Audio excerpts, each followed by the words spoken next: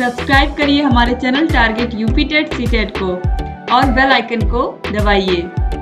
Hello दोस्तों, मैं आनंद स्वागत करता हूं आप सभी का आपके अपने channel target UP TET CTET में। दोस्तों, हम लोग आपके डीएलएड फर्स्ट सेमेस्टर के गणित विषय का चैप्टर वाइज रिवीजन कर रहे हैं और इसमें हमने 2 यूनिट कंप्लीट कर ली हैं और अब हम लोग तीसरी यूनिट इस वीडियो में देखने वाले हैं और तीसरी यूनिट के बहुविकल्पीय प्रश्नों को हम लोग देखेंगे इस वीडियो में। और इससे पहले की वीडियोस अगर दोस्तों आपने नहीं देखी हैं तो पहले और दूसरे यूनिट के जो बहुविकल्पीय और अतिलघुत्तरीय क्वेश्चंस को हमने सॉल्व किया है वो वीडियोस दोस्तों आपको गणित के प्लेलिस्ट में मिल जाएंगी और गणित के प्लेलिस्ट का लिंक आपको ऊपर आई बटन में, नीचे डिस्क्रिप्शन बॉक्स में और कमेंट बॉक्स में मिल जाएगा। तो गणित विषय के प्लेलिस्ट में दोस्तों आपको सभी वीडियोस मिल जाएंगी, चाहे वह राजन सीरीज की हो, पवन सीरीज की हो या फिर जो मैंने क्वेश्चन पेपर सॉल्व कराए हैं। जितने भी क्वेश्चन पेपर हुए हैं बीटीसी डीएलएड में 2015 से लेके 19 तक के सभी क्वेश्चन पेपर्स मैंने सॉल्व करा दिए हैं। तो आपका क्वेश्चन पेपर सभी देखना बहुत जरूरी है, तो उन सभी वीडियोस को दोस्तों आप लोग देख लीजिएगा। अब हम लोग आगे बढ़ते हैं, यूनिट 3 को देखते हैं आपके। अब यूनिट 3 जो है दोस्तों वह है आपकी दशमलव, अपवर्त्य, अपवर्तक, समापवर्त्य, समापवर्तक की संक्रियाएं, मतलब कि दशमलव पे आधारित प्रश्न और अपवर्त्य, समापवर्त्य, अपवर्तक और समापवर्तक पे आधारित क्वेश्चंस आपको इस यूनिट में देखने को मिलने वाले हैं। तो चलिए हम लोग स्टार्ट करते हैं। देखिए पहला प्रश्न है 645.709 संख्या में 7 का स्थानीय मान कितना है। अब दोस्तों यह जो नंबर आपको दिया गया है, अब पूछ रहा है इसमें कि 7 का स्थानीय मान यानी कि प्लेस वैल्यू, यह जो आपको संख्या दी गई है इसमें 7 का प्लेस वैल्यू, देखिए 7 यहाँ पे है, इसका प्लेस वैल्यू दोस्तों आपको बताना है। तो हम लोग लिख लेते हैं, संख्या को लिख के करते हैं जिससे आपको और बेहतर समझ में आए। 709, अब इसी में 7 का प्लेस वैल्यू आपको बताना है। तो दशमलव के इधर जब हम लोग प्लेस वैल्यू में देखते हैं दोस्तों, तो एक स्थान अगर आप बढ़ते हैं, दशमलव के इधर आप एक स्थान बढ़ते हैं तो मतलब उस संख्या का 10वां भाग लिखा है।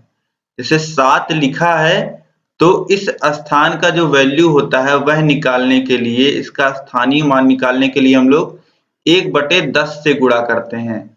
अब यही दोस्तों अगर हमें यहाँ पे दूसरे स्थान पे, दशमलव के बाद दूसरे स्थान पे अगर कोई संख्या हो, उसका स्थानीय मान निकालने के लिए हम वो संख्या लिख देंगे यहाँ पे और गुणा कर देंगे 1/100 से, मतलब 1/100वां भाग उस संख्या का ले लेंगे। इसी तरीके से अगर तीसरे स्थान पे होती दशमलव के बाद संख्या, जैसे कि यहाँ पे 9 आपको दिख रही है, तो 9 गुणे 1/1000 हो जाता है, यानी कि 1000वां भाग। तो जैसा कि दोस्तों आप समझ पा रहे होंगे, 7 का स्थानीय मान निकालने के लिए 7 में हम लोग 1/10 से गुणा कर देंगे। जितना स्थान दशमलव से खिसकता जाएगा दोस्तों उतना ही शून्य बढ़ता जाएगा, जैसा कि आप यहाँ पे देख पा रहे हैं। आप यहाँ पे 7 का स्थानीय मान क्या लिखेंगे, यहाँ पे 7/10, यह होगा 7 का स्थानीय मान। तो यहाँ पे कोई भी ऑप्शन में 7/10 नहीं दिया गया है, तो ऑप्शन डी सही हो जाएगा। कई लोग जल्दबाजी में 1/10 लगा देंगे, लेकिन यह गलत, आप लोग ऑप्शन डी पे सही करिएगा। 1/10 से गुणा होगा दोस्तों, लेकिन 1/10 स्थानीय मान नहीं होगा, ठीक है। तो यह आप लोग याद रखिएगा। अब अगला प्रश्न है प्रश्न संख्या 2, 5.321 गुणे 1.2 का हल है। तो यहाँ पे दोस्तों आपको बस सिंपल गुणा करना है और कुछ नहीं करना है। जैसे यहीं पे हम लोग लिख के कर लेते हैं 5.321, फिर गुणे में है 1.2। तो अब सबसे पहले 2 से हम लोग गुणा करते हैं, तो 2 से जब गुणा करेंगे 1 में तो ये हो जाएगा 2, फिर 2 का गुणा 2 में 4, फिर 2 का गुणा 3 में 6, फिर 2 का गुणा 5 में 10। अब इसी तरीके से इस 1 का गुणा होगा ऊपर, तो एक स्थान छोड़ के लिखेंगे, तो 1 का गुणा 1 में 1, 1 का गुणा 2 में 2, 3 में 3 हो जाएगा और 5 में होगा तो 5 हो जाएगा। अब दोस्तों जोड़ लेते हैं, तो ये हो जाएगा 2, ये हो जाएगा 5, ये हो जाएगा 8 और ये हो जाएगा 3 और ये हो जाएगा 6। अब दोस्तों यहाँ पे आप देखिए, यहाँ पे एक स्थान पे दशमलव है और यहाँ पे 3 स्थान पे, तो 1 और 3 जोड़ेंगे तो आप 4 स्थान पे आपको दशमलव लगाना होगा। तो आप गिन लीजिए, ये 1 2 3 4, तो यहाँ पे आप दशमलव लगा दीजिए। तो 6.3852 यह आपको मान मिल गया। तो ऑप्शन सी में यह आपको दिया हुआ है, तो ऑप्शन सी आपका बिल्कुल सही हो जाएगा। अब देखिए प्रश्न संख्या 3 है, 1/2 का दशमलव रूप है। तो दोस्तों 1/2 का दशमलव रूप आपको लिखना है 1/2, यानी कि 2 से 1 में भाग आप दे रहे हैं, यही इसका मतलब होता है। तो अब देखिए 2 से 1 में भाग देंगे तो जाएगा नहीं, तो इसलिए हम लोग दशमलव लगा लेंगे। तो 0 दशमलव लगाएंगे तो 1 0 यहाँ पे बढ़ जाएगा, और फिर 2 से 10 में भाग देंगे तो कितनी बार जाएगा? 5 बार। तो 5 यहाँ लिख लीजिए और यहाँ 10 आ जाएगा और यहाँ 0 बचेगा, यानी कि 1/2 का दशमलव रूप कितना हो जाएगा? 0.5। ऑप्शन ए बिल्कुल सही है। अब देखिए प्रश्न संख्या 4 है, यदि P भागा Q है तो ऑप्शन ए P Q का अपवर्तक है, Q P का अपवर्तक है, ऑप्शन सी है दोनों, डी है कोई नहीं। तो दोस्तों यहाँ पे जैसा कि आप देख पा रहे हैं P/Q लिखा हुआ है, P/Q यही दोस्तों यहाँ पे लिखा हुआ है। इसका मतलब क्या है दोस्तों? इसका मतलब Q जो है वह पूरी तरीके से P को डिवाइड कर दे रहा है, यानी कि Q जो है वह डिवीजर है, यानी कि Q भाजक है। अब दोस्तों किसी भी संख्या का जो भाजक होता है उसी को हम लोग अपवर्तक बोलते हैं। तो Q क्या हो गया दोस्तों? Q हो गया भाजक। आप लोग Q जब आपके दिमाग में भाजक हो गया, यानी कि भाजक का मतलब क्या हो गया? अपवर्तक, यानी कि Q अपवर्तक है किसका? P का। तो यहाँ पे आप ऑप्शन में ध्यान से देखिएगा, Q जो होगा वह P का अपवर्तक है। तो ऑप्शन बी में ऐसा लिखा हुआ है, ए में उल्टा लिखा हुआ है इसका। तो Q P का अपवर्तक है, यही ऑप्शन सही हो जाएगा। अब प्रश्न संख्या 5 दोस्तों, किसी संख्या का गुणनफल यदि स्वयं संख्या है तो वह संख्या होती है। अब दोस्तों यहाँ पे बोल रहा है कि किसी संख्या का गुणनफल यदि स्वयं संख्या है। अब इसको समझने की कोशिश आप करिए, किसी संख्या का गुणनफल मतलब कि किसी संख्या का हम लोग गुणा कर रहे हैं, मान लेते हैं हम लोग वह संख्या 5 है और 5 का हम लोग गुणा कर रहे हैं किसी संख्या में, और उत्तर जो हमें मिल रहा है, जो गुणनफल मिल रहा है वह कितना मिल रहा है? वह स्वयं संख्या मिल रही है, मतलब कि वही संख्या फिर हमें मिल जा रही है जो संख्या हम लेके चले थे। मतलब 5 लेके चले थे तो 5 हमें मिल जा रहा है। मतलब यहाँ पे कितना, यहाँ से आप क्या समझ सकते हैं? यहाँ से आप समझ सकते हैं कि 1 का गुणा हो रहा होगा तभी 5 मिल सकता है। तो अब इतना यहाँ पे हो रहा है, पूछ रहा है आपसे, तो वह संख्या होती है अपवर्तक अपवर्त्य दोनों या कोई नहीं। तो दोस्तों यहाँ पे आपको बताना है कि 5 क्या होता है अगर गुणनफल 5 आ जाए। अब यहाँ पे दोस्तों आपको सीधा सीधा दिख रहा है कि 5 का गुणा 1 में हो रहा है और हमें उत्तर जो गुणनफल है वह 5 मिल रहा है। मतलब कि यह तो वैसा ही हो गया ना, जैसे कि हम किसी संख्या का अपवर्त्य निकालते हैं। तो किसी संख्या का अगर हम अपवर्त्य निकालते हैं, मान लेते हैं 5 का अपवर्त्य अगर हम निकाल रहे हैं, तो इसमें क्या करते हैं? इसमें हम लोग प्राकृतिक संख्याओं का गुणा कर देते हैं, मतलब कि 1 2 3 4 का गुणा करते हुए चलते हैं। तो 5 में 1 का गुणा करते हैं तो 5 आता है, फिर 10 आता है, फिर 15 आता है, फिर 20 आता है। तो इस तरीके से 5 के जो अपवर्त्य निकल के आते हैं दोस्तों, वह निकल के आते हैं 5 10 15 20। अगर दोस्तों हमें 5 के अपवर्तक लिखने होते हैं तो 5 के अपवर्तक किस प्रकार लिखते हैं? 5 को जो पूरा डिवाइड कर दें। तो 5 के अपवर्तक में दोस्तों, किसी भी संख्या के अपवर्तक में सबसे पहले 1 आता है, क्योंकि 1 से सभी संख्याएं डिवाइड हो जाती हैं। 1 के बाद अब हमें देखना है 5 किस संख्या से कटता है? 2 से नहीं कटता है, 3 से नहीं कटता है, 4 से नहीं कटता है, फिर खुद से 5 से कटता है। तो यहाँ पे दोस्तों आपने देखा कि 5 के अगर आप अपवर्त्य लिखते हैं तो 5 10 20 इसी तरीके से आप लिखते हुए चले जाएंगे, और अगर अपवर्तक आप लिख रहे हैं तो 1 और 5 यह 2 अपवर्तक हैं 5 के। जब यहाँ एग्जाम्पल से दोस्तों हम देख रहे हैं तो 5 हमें अपवर्त्य में भी दिख रहा है और अपवर्तक में भी दिख रहा है। तो यहाँ पे दोस्तों ये जो केस दिया हुआ है, जो प्रश्न में बताया है, उस हिसाब से आप देखेंगे तो 5 आपको अपवर्त्य भी मिल जाएगा और अपवर्तक भी मिल जाएगा। तो ऑप्शन ए और बी दोनों ही करेक्ट हैं, तो ऑप्शन सी यहाँ पे करेक्ट हो जाएगा दोनों। अब अगला प्रश्न है दोस्तों, प्रश्न संख्या 6, 5.76 में 5 का स्थानीय मान क्या है?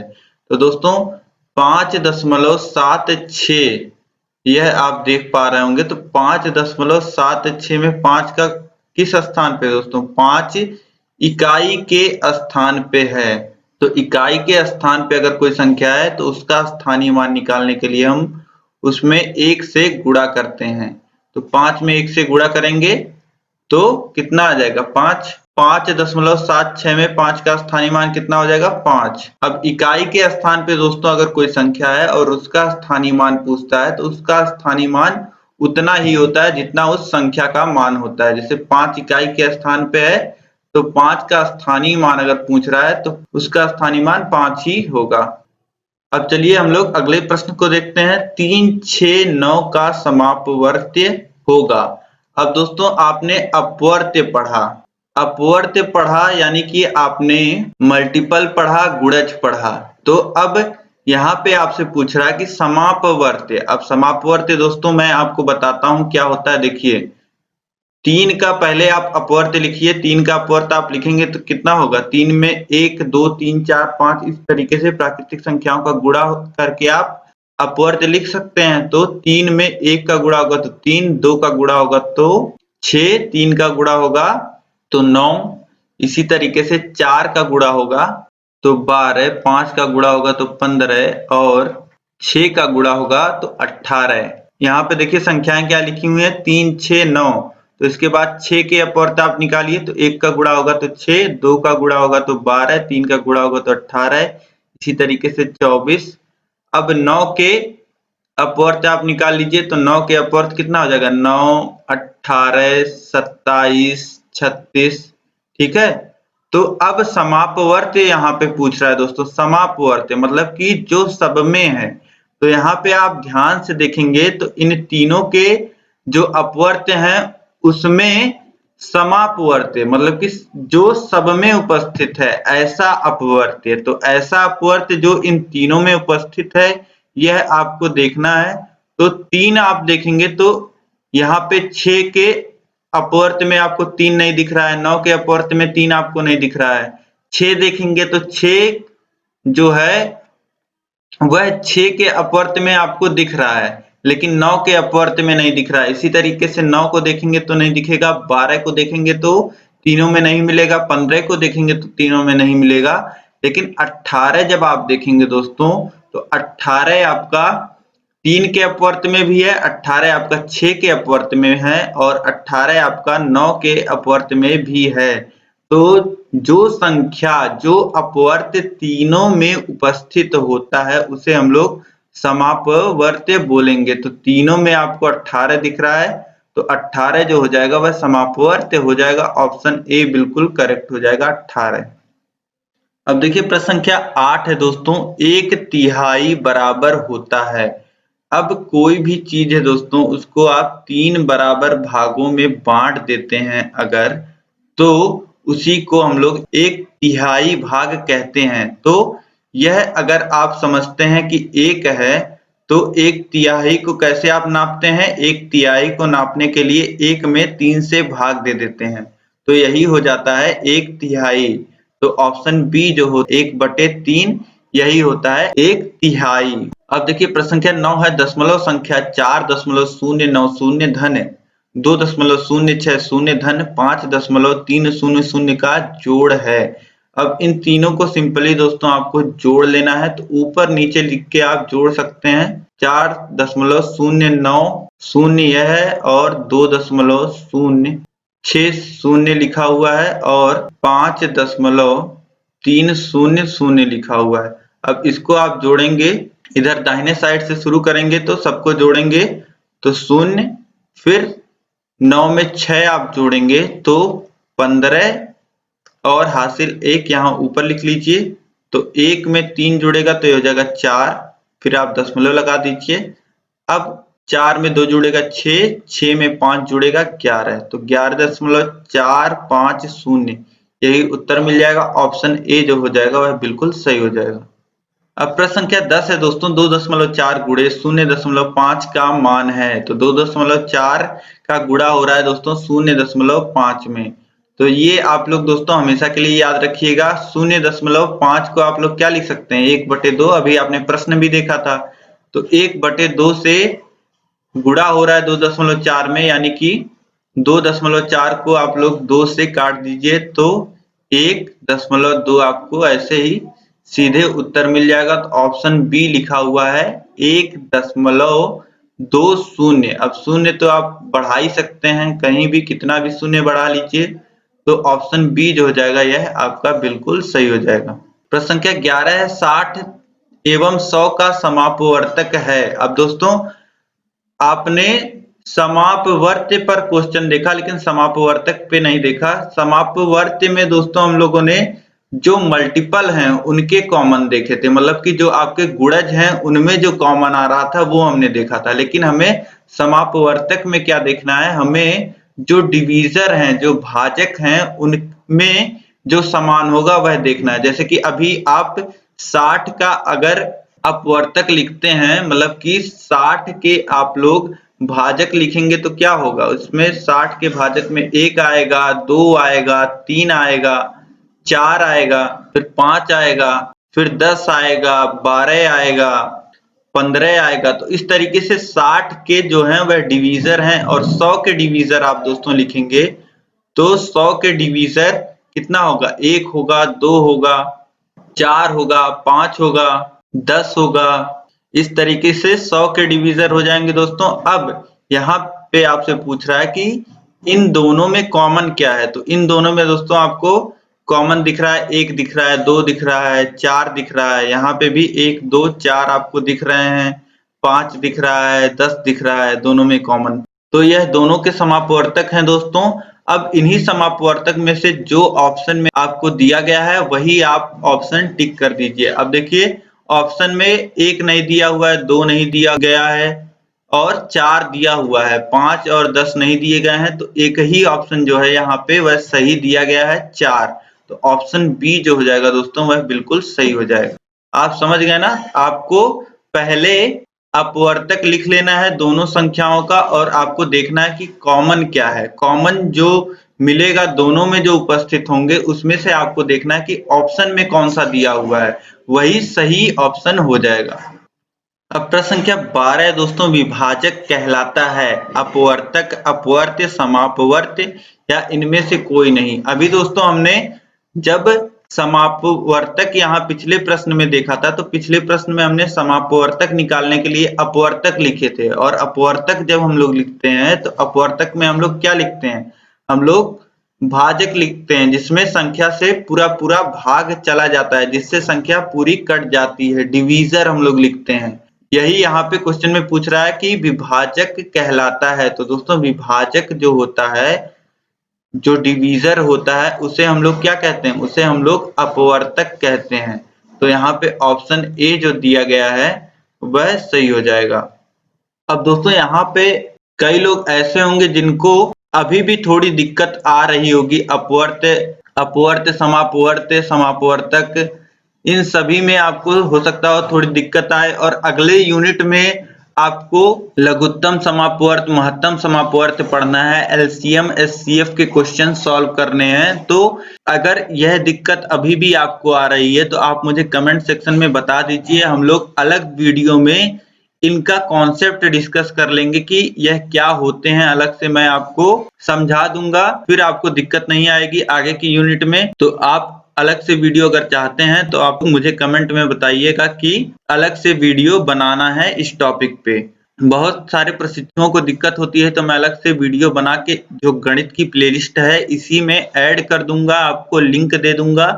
तो आप आसानी से जो पूरा कॉन्सेप्ट है अपवर्त्य, अपवर्तक, समापवर्त्य, समापवर्तक और लासा मासा, लघुत्तम समापवर्त्य एवं महत्तम समापवर्तक का जो पूरा कॉन्सेप्ट है वह दोस्तों आप समझ जाएंगे।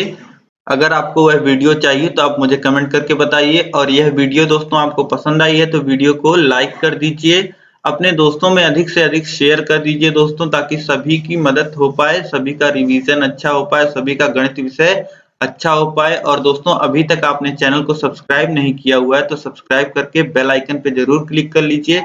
ऐसी महत्वपूर्ण वीडियोस आपके लिए आती रहेंगी, आपको नोटिफिकेशंस मिलता रहेगा। ये जो थर्ड यूनिट के बहुविकल्पीय प्रश्न है दोस्तों यह समाप्त होते हैं। अगली वीडियो में हम लोग मिलेंगे अतिलघुत्तरीय प्रश्नों के साथ, और सभी विषयों के प्लेलिस्ट का लिंक आपको नीचे डिस्क्रिप्शन में ऊपर आई बटन में दिया गया है, तो आप सभी विषय इसी तरीके से पढ़ सकते हैं। बाकी इस वीडियो में दोस्तों अंत तक बने रहने के लिए आपका बहुत बहुत धन्यवाद। मिलते हैं नेक्स्ट वीडियो में। जय हिंद।